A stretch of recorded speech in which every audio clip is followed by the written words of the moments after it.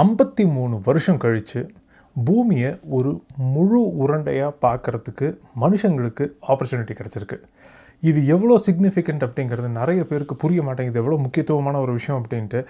ஏன்னா நம்ம ISS international space station இருக்கு இல்லைங்களா, அங்கேருந்து பார்த்தாலும் கூட பூமியை வந்து ஒரு 3% தான் பார்க்க முடியும் அட் அ டைமில். மொத்தமாக ஒரு ஸ்ஃபியர்னு எடுத்துக்கிட்டாலே 49% 50% வரைக்கும் தான் பார்க்க முடியும் அட் எனி டைம். அதனால் அதுலேயே ஒரு 3% தான் பார்க்க முடியும் அப்படின்னா ஐஎஸ்எஸ் வந்து எவ்வளோ பூமிக்கு கிட்ட சுற்றிக்கிட்டு இருக்குது அப்படிங்கிறது நம்மளால் புரிஞ்சுக்க முடியும்னு நினைக்கிறேன். நான் நிறைய எக்ஸாம்பிளில் பார்த்துருப்பீங்க. ஒரு ஆப்பிள் தான் பூமி அப்படின்னாக்கா ஆப்பிளோட தோல் இருக்கு இல்லைங்களா, அந்த திக்னஸில் தான் அட்மாஸ்ஃபியர் இருக்குது. அதுக்கு கொஞ்சம் வெளியில் தான் ஐஎஸ்எஸ் சுற்றிட்டு இருக்குது, அவ்வளோதான்.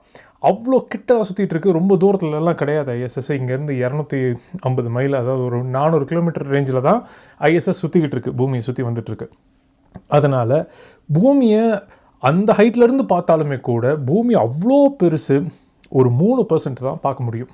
ஆனால் பூமியை ஒரு முழு உருண்டையாக 50%, 49%, 50% உருண்டையாக பார்க்க முடியும். அந்த சைடு ஃபுல்லாக பார்க்கணும் அப்படின்னாக்கா ரொம்ப தூரம் தள்ளி போகணும். அந்த அளவுக்கு நம்ம தள்ளி போய் 53 வருஷம் ஆச்சு. இப்போ திரும்பவும் போயிருக்கோம். சூப்பரான ஒரு விஷயம் அது.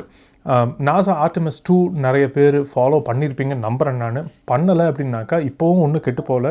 தயவு செஞ்சு அதை பற்றி என்ன ஏது அப்படிங்கிறத படித்து தெரிஞ்சுக்கோங்க, பார்த்து தெரிஞ்சுக்கோங்க. நிறைய வீடியோஸ் இருக்குது, நிறைய ஆர்டிகிள்ஸ் இருக்குது, அதை பற்றி நிறைய கற்றுக்கலாம் அதுலேருந்து. சூப்பரான ஒரு விஷயம்.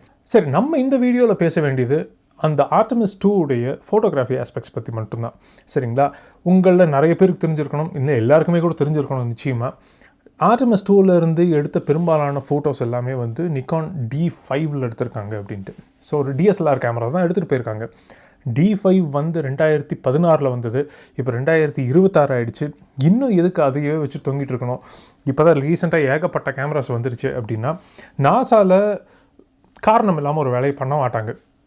அது அந்த கேமரா அந்த மாதிரி கண்டிஷன்ஸில் வந்து தாங்குமா, காஸ்மிக் ரேடியேஷன் அந்த கேமரா தாங்குமா, அவங்களுக்கு தேவை ஒரு ஃபுல் ஃப்ரேம் கேமரா தேவை, ஓகே. அதுக்கப்புறமா நல்ல ஃபாஸ்ட்டான கேமரா தேவை, ஓகே. நல்ல ரக்கடான கேமரா தேவை, ஓகே. சென்சருடைய லோ லைட் பெர்ஃபார்மன்ஸ் எந்த அளவுக்கு நல்லா இருக்கணும், அதுவும் ஓகே. சென்சரில் லோ பாஸ் ஆப்டிக்கல் ஃபில்டர் இருக்கக்கூடாது, அதுவும் ஓகே. இது எல்லாத்தையுமே வந்து எந்த கேமரா செக் பண்ணுதோ இந்த பெரிய செக்லிஸ்ட்டில் எந்த கேமரா அதிகபட்சமாக செக் ஆகிருக்கோ அந்த கேமரா தான் எடுத்துகிட்டு போவாங்க. இது ஒன்றும் சரி உங்ககிட்ட என்ன கேமரா இருக்கோ உங்ககிட்ட அந்த கேமரா இருக்கா, சரி எடுத்துகிட்டு வந்துருங்க நீங்கள் அப்படிங்கிற மாதிரி பிளான் பண்ணுற விஷயமே கிடையாது. அதனால் இது எல்லாமே ரொம்ப நாளாக டேட்டா கலெக்ட் பண்ணி நிறையா சிச்சுவேஷன்ஸில் அந்த கேமராவை வச்சு நிறைய சினாரியோஸில் அந்த கேமரா வேலை செய்யுதா அப்படிங்கிறது எல்லாத்தையும் டெஸ்ட் பண்ணினதுக்கப்புறமா தான் இந்த மாதிரி ஒரு கேமராவை டிசைடே பண்ணுவாங்க. இப்போ ஆர்டெமிஸ் 3லேயும் 4லேயும் வந்து நிக்கான் Z9 போகிறதா பிளான் இருக்குது இப்போதைக்கு. ஆனால் இப்போ வரைக்குமே DSLR தான் அவங்க இன்னுமே நம்பி யூஸ் பண்ணிகிட்ருக்காங்க. சரிங்களா? ஓகே.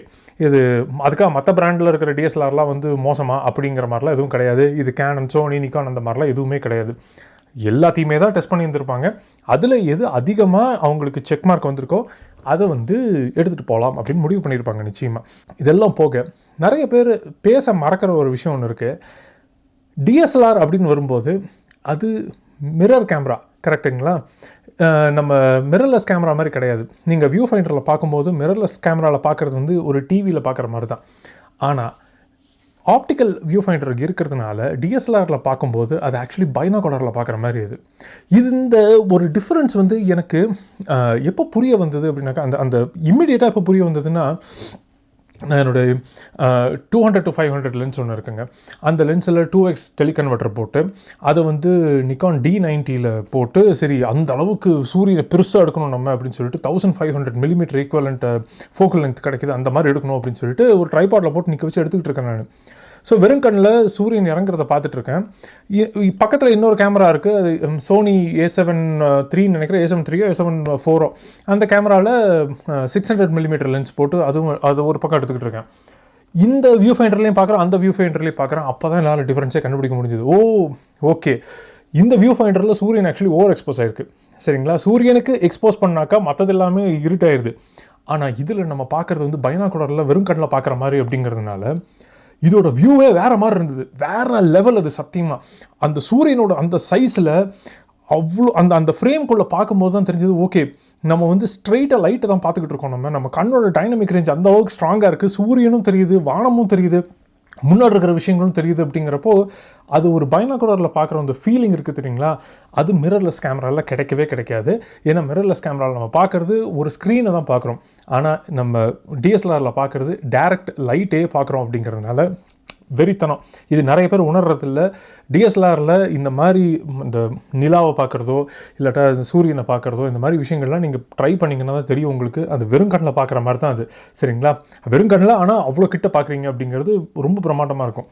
ஓகே, இன்னொரு முக்கியமான விஷயம், இந்த ஃபோட்டோஸில் எல்லாம் பார்த்தீங்க அப்படின்னாக்கா நம்ம ஆல்ரெடி 1970 நினைக்கிறேன் அந்த டைம்லேயே வந்து இந்த ப்ளூ மார்பிள் ஃபோட்டோ எடுத்திருந்தாங்க.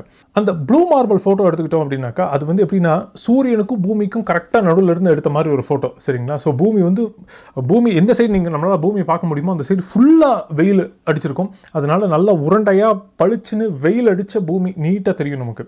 இந்த ஃபோட்டோ பார்க்கும்போது என்னடா ப்ளூ மார்பிளே அவ்வளோ நல்லா இருந்தது, இப்போ என்னடா இப்படி இருக்குது இந்த ஃபோட்டோ அப்படிங்கிற மாதிரி இருந்தது எனக்கு. இது எல்லாமே வந்து ஒரு 10லேருந்து 30 செகண்டுக்குள்ளே மைண்டுக்குள்ளே ஃபஸ்ட்டு கடகடன்னு ஓடுற ஜட்ஜ்மெண்ட்ஸ் இது எல்லாமே பார்த்துட்டு என்னடா இது இப்படி இருக்குது இந்த ஃபோட்டோ, ப்ளூ மார்பிள் எவ்வளோ அழகாக இருந்தது, இவனுங்கன்னு இப்படி எடுத்து வச்சுருக்கானுங்க அப்படின்னு சொல்லிட்டு எனக்கு ஒரு மாதிரி இருந்தது. எனக்கு டெக்னாலஜி எவ்வளோ வளர்ந்துருச்சு, இப்போவும் இந்த மாதிரி இருக்குது இந்த ஃபோட்டோ அப்படின்னு சொல்லிட்டு. அப்புறம் பார்த்தா சரி ஓகே, பக்கத்தில் எதுக்கு ஒரு சின்ன க்ரெசன்ட் மாதிரி இருக்குது அப்படின்னு சொல்லிட்டு அந்த ஒரு சின்ன டியூப் லைட் மாதிரி ஒரு அவுட் சைடு ஒரு ரிம் லைட் மாதிரி ஏன் தெரியுது அப்படின்னு சொல்லிட்டு யோசிச்சுட்டு இருந்தேன். அதுக்கப்புறம் இப்படி ஸ்டார்ஸ் எல்லாம் தெரியுது வானத்தில் அப்படின்னு சொல்லிட்டு பார்த்தா நம்ம பார்த்துட்டு இருக்கிற அந்த பூமியை வந்து நைட் சைடு பூமி, சரிங்களா? பூமியோடைய நைட் சைடில் எப்படி இருக்குது அப்படிங்கிறத வந்து அவ்வளோ ஹை ஐஎஸ்ஓவில் எடுத்திருக்காங்க. அதை இது அதனால தான் ஸ்பெஷல்னு சொல்கிறேன். ஏன்னா அந்த டைமில் அப்போலோ மிஷன் டைம்லலாம் எல்லாமே ஃபிலிம் அப்படிங்கிறதுனால அவ்வளோ ஹை ஐஎஸ்ஓ இருக்கிற ஃபிலிமே கிடையாது அந்த டைமில், சரிங்களா?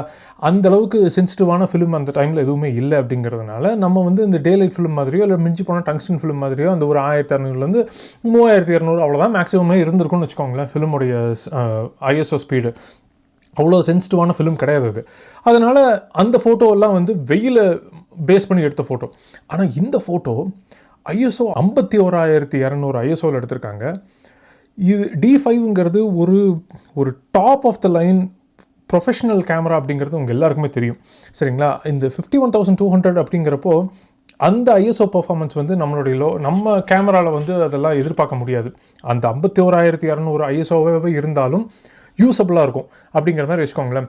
ஓகே, அதுலேயும் நிறைய கலர் வாய்ஸ்லாம் இருக்குது, இல்லாமலாம் இல்லை, அப்படியே பல நல்லா இல்லை இந்த ஃபோட்டோ. ஆனால் அதே ஐஎஸ்ஓவை நம்ம நார்மல் கேமராஸில் எடுத்தோம் அப்படின்னாக்கா அந்த பெர்ஃபார்மன்ஸ் இருக்காதுன்னு சொல்கிறேன். அட்லீஸ்ட் ஒரு 1.5 ஸ்டாப்பாவது நிச்சயமாக அது கம்மியாக தான் இருக்கும். அதுக்காக சொல்ல வரேன் நான். ஸோ நாய்ஸ் பர்ஃபார்மன்ஸும் நல்லா இருக்குது. அந்த ஃபோட்டோ பார்க்குறதுக்கே வந்து அந்த நைட் டைமில் சிட்டியோட லைட்ஸ் எல்லாம் தெரிகிறது அப்படிங்கிறது இன்னுமே சூப்பராக இருந்தது. நிறைய டக்குன்னு பார்த்ததுமே அந்த பூமியோட ஓரியன்டேஷனே எனக்கு புரியல. என்னடா ஆஸ்திரேலியா மாதிரி இருக்குது, ஆனால் ஆஸ்திரேலியா பக்கத்தில் வேற என்னமோ இருக்குது அப்படிங்கிற மாதிரி இருந்தது எனக்கு. ஆனால் அரோராலாம் தெரியுது, இது எந்த மாதிரி ஓரியன்டேஷன் இருக்குன்னு எனக்கு புரியல ஃபஸ்ட்டு ஒரு செகண்டுக்கு. அதுக்கப்புறமா தான் சரி ஓகே, இது வந்து ஸ்பேஸில் இந்த நார்த் அப் அப்படிங்கிற மாதிரி கான்செப்ட்லாம் கிடையாது, எல்லாமே ஒன்று தான். அங்கே வந்து அப்பு டவுனு அதெல்லாம் எதுவுமே கிடையாது ஸ்பேஸில், எல்லாமே ஒரே ஓரியன்டேஷன் தான், சரிங்களா? ஸோ நம்ம பார்த்து பரிச்சயமே ஆகாத ஒரு ஓரியன்டேஷனில் தான் எடுத்திருக்காங்க இந்த ஃபோட்டோ அப்படிங்கிறது டக்குன்னு பார்த்ததுமே புரிஞ்சுது. அதில் இப்போது 12 மணி அப்படிங்கிறது மேலே இருக்குது இல்லைங்களா, இப்படி மேலே பார்த்த மாதிரி இருக்குது அப்படின்னாக்கா நீங்கள் வந்து ஒரு 7 மணிக்கு அதை திருப்பணும். இப்போது அந்த பூமி வந்து ஒரு கிளாக் மாதிரி வச்சுக்கோங்க. பூமியோட கிளாக் வந்து இப்போ 12 மணி மேலே பார்த்துட்டு இருக்கு அப்படிங்கிற மாதிரி இருந்தால் அது 7 மணிக்கு திருப்பினீங்க அப்படின்னாக்கா நம்ம நார்மலாக பார்க்குற ஓரியன்டேஷனுக்கு வரும் அந்த ஃபோட்டோ. ஸோ அப்படி திருப்பும்போது ஆஃப்ரிக்கா, சவுத் அமெரிக்கா இதெல்லாமே தெரியும். அதே மாதிரி கீழே அரோரா அதெல்லாமே தெரியுது. அட்டகாசம் அந்த ஃபோட்டோ. இது ரொம்ப ரொம்ப ஸ்பெஷல். ஏன்னா இப்போ தான் ஃபர்ஸ்ட் டைம் இவ்வளோ ஹை சென்சிட்டிவிட்டி ஃபோட்டோ ஒன்று இப்போ தான் எடுத்திருக்கோம். நம்ம இதுக்கு முன்னாடி இந்த மாதிரி எடுத்ததே கிடையாது. நைட் டைம் ஃபோட்டோ இந்த மாதிரி பார்த்ததும் கிடையாது. நம்ம சூப்பரான ஒரு விஷயம் அது. இதுக்கு முன்னாடி எர்த் ரைஸ் அப்படின்னு சொல்லிட்டு ஒரு ஃபோட்டோ பார்த்துருப்போம். நம்ம நிலாவுடைய சர்ஃபேஸ்லேருந்து பூமி உதிக்கிற மாதிரி. நம்ம இங்கே லோக்கல்லேருந்து நிலா உதிக்கிறத பார்த்துருக்கோம், சூரியன் உதிக்கிறத பார்த்துருக்கோம். ஆனால் பூமி உதிக்கிறத அங்கேருந்து பார்க்குறது அப்படிங்கிறது ரொம்ப ஒரு ஸ்பெஷலான ஒரு மொமெண்ட்டு. அது நிலாவுடைய சைட்லேருந்து பூமி எப்படி உதிக்குது அப்படிங்கிறது அட்டகாசமான ஒரு விஷயம்.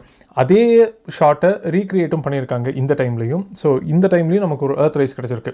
அதுக்கும் இதுக்கும் இருக்கிற முக்கியமான டிஃப்ரென்ஸு, அந்த டைமில் எடுத்த ஃபோட்டோ, அதாவது 1970s வந்து ஃபோட்டோ வந்து நிலாவுக்கு ரொம்ப ரொம்ப கிட்ட போய் எடுத்திருக்கோம். நம்ம கிட்டத்தட்ட நிலாவிலேருந்து ஒரு 60 மைல் உயரத்துலேருந்து தான் எடுத்திருக்காங்கன்னு நினைக்கிறேன் நான். அந்த ரேஞ்சில் தான் எடுத்திருக்காங்க. அதனால் நிலாவோட சர்ஃபேஸே பார்த்தீங்கன்னாக்கா ஃப்ளாட்டாக தான் இருக்கும். அந்த கர்வேச்சரே பெருசாக தெரியாது அந்த ஃபோட்டோவில்.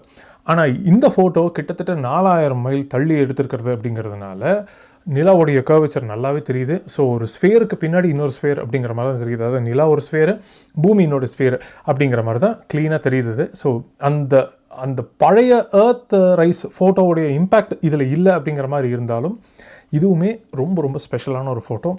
அட்டகாசம். இன்னொரு ஸ்பெஷலான விஷயம், நிலாவுடைய இன்னொரு பக்கம் இருக்குது இல்லைங்களா, நம்ம பார்க்குற பக்கம் இல்லாமல் அதுக்கு பின்பக்கம் இருக்குது இல்லைங்களா, அந்த பக்கத்தை அதிகமாக மனுஷங்க பார்த்ததே கிடையாது. அப்படியே பார்த்துருந்தாலும் அந்த டைமில் அந்த சைடில் இருந்து அதிகமான ஃபோட்டோஸும் நமக்கு வந்ததும் கிடையாது. இப்போ தான் first time high resolution photos நிலாவுடைய பேக் சைடுன்னு சொல்ல முடியாது, ஃப்ரண்ட் சைடு பேக் சைடுலாம் கிடையாது, எர்த் ஃபேஸிங் சைடு இல்லாமல் ஸ்பேஸ் ஃபேஸிங் சைடுன்னு வச்சுக்கோங்களேன். ஸோ அப்படி வச்சுக்கலாம் நம்ம. ஸோ அந்த சைட்லேருந்து இப்போ தான் வந்து நிறைய ஃபோட்டோஸ் ஹை ரெசல்யூஷனில் வந்துக்கிட்டு இருக்குது நமக்கு. இது வரைக்கும் எத்தனை மனுஷங்க போயிருப்பாங்கன்னு நினைக்கிறீங்க? அப்போலோவில் வந்து ஒரு 7 மிஷனு, சரிங்களா, 7 மிஷனில் 1 ஃபெயில்யூரு. ஸோ அதில் ஒரு 3 பேர் பார்த்துருப்பாங்க. பாக்கி இருக்கிற 6 மிஷனில் 6 பேர் தான் பார்த்துருப்பாங்க. ஏன்னா கமாண்ட் மாடியூலில் இருக்கிறவங்க மட்டும்தான் வந்து சுற்றி வந்துட்டு இருந்தாங்க, பாக்கி யாருமே வந்து சுற்றி வரல. அதனால் 6, 3, 9, அப்புறம் இன்னொரு 4 பேர் இப்போது. ஸோ 9, 3, 13 பேர் தான் இது வரைக்கும் மொத்தமாகவே நிலாவுடைய அந்த சைடை போய் பார்த்துருக்காங்க அப்படிங்கிற மாதிரி சொல்லிக்கலாம் நம்ம ஸ்ட்ராங்காகவே.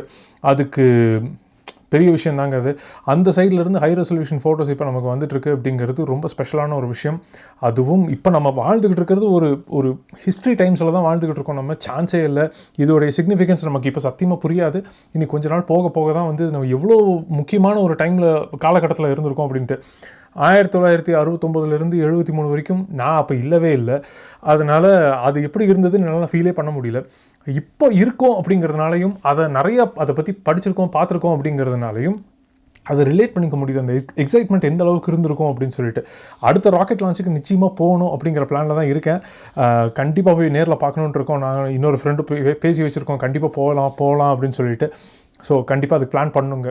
தயவு செஞ்சு நிலாவுக்கு யாரும் இன்னும் போகலை, நிலாவுக்கு போனதெல்லாம் ஃபேக்கு, நிலா ஃபோட்டோஸ் எல்லாம் க்ரீன் ஸ்க்ரீனில் எடுத்தது, ஆஸ்ட்ரோனாட்ஸ் எல்லாம் க்ரீன் ஸ்க்ரீனில் எடுத்திருக்காங்க, இப்போ போயிருக்கிறதும் ஃபேக்கு. தயவு செஞ்சு இதை சொல்லி தெரியாதீங்க. இதெல்லாம் ரொம்ப ரொம்ப கிரிஞ்சாக இருக்குது, பார்க்குறதுக்கும் கிரிஞ்சாக இருக்குது, படிக்கிறதுக்கும் கிரிஞ்சாக இருக்குது, கேட்குறதுக்கும் கிரிஞ்சாக இருக்குது. இது நமக்கு சுவாரஸ்யமாக இருக்குது, இல்லை நமக்கு புரிஞ்சுக்கிறதுக்கோ, இல்லை நமக்கு வந்து இது இந்த பதில் ஈஸியாக இருக்கே அப்படிங்கிறதுனால மட்டும் அந்த பதில் உண்மையாகிடாது. அதனால் கொஞ்சம் ரிசர்ச் பண்ணுங்கள். பொது இடத்துல பேசும்போதும் கூட நம்ம என்ன பேசுகிறோங்கிறத யோசிச்சுட்டு கொஞ்சம் பேசுங்க. ஏன்னா இதெல்லாம் வந்து சாத்தியமே கிடையாது, இதெல்லாம் ஃபேக் பண்ணுறது அப்படிங்கிறது. இதெல்லாம் நடக்காத காரியம். அது இன்றைக்கி தேதிக்கு இதெல்லாம் வந்து வாய்ப்பே கிடையாது இதெல்லாம் நடக்கிறதுக்கு, சரிங்களா? அதனால் இந்த மாதிரி கிரிஞ்சு டிஸ்கஷன்ஸ் எல்லாம் வேண்டாம். ரொம்ப பெரிய அச்சீவ்மெண்ட் பண்ணியிருக்கோம். அந்த அச்சீவ்மெண்ட்டை நம்ம தான் ரெக்கக்னைஸ் பண்ணணும், நம்ம தான் அக்னாலேஜ் பண்ணணும், நம்ம தான் எம்ப்ரேஸ் பண்ணணும். இன்னும் நிறைய மிஷன்ஸ் வர வேண்டியது இருக்குது. ஆர்டெமிஸ் 3, 4 வந்து நிச்சயமாக சக்ஸஸ்ஃபுல்லாக தான் போகுது. நம்மளும் பார்க்க தான் போகிறோம். நம்ம ஊரில் இருந்தும் கூட இதுக்கு நிறைய பிளான்ஸ் இருக்குது, சரிங்களா? ஸோ நம்மளுடைய இஸ்ரோவும் வந்து இந்த மாதிரி எக்கச்சக்கமான பிளான்ஸ் வச்சுட்டுருக்குறாங்க. ஸோ யோசிச்சு பாருங்கள், நம்ம இஸ்ரோவை யாராவது வந்து ஃப்ரேக் அப்படின்னாலும் சொன்னால் நமக்கு எவ்வளோ கோவம் வரும். அதே மாதிரி தானே எல்லாருக்குமே. ஸோ பண்ணியிருக்கிற அச்சீவ்மெண்ட்டை நிச்சயமாக பாராட்டியே ஆகணும். அதுக்கு ரொம்ப ரொம்ப முக்கியம். உங்களுக்கு இந்த வீடியோ கொஞ்சமாக ஹெல்ப்ஃபுல்லாக இருந்திருக்கும்னு நினைக்கிறேன். உங்களை நான் அடுத்த வீடியோவில் மீட் பண்ணுறது வரைக்கும் பாய்.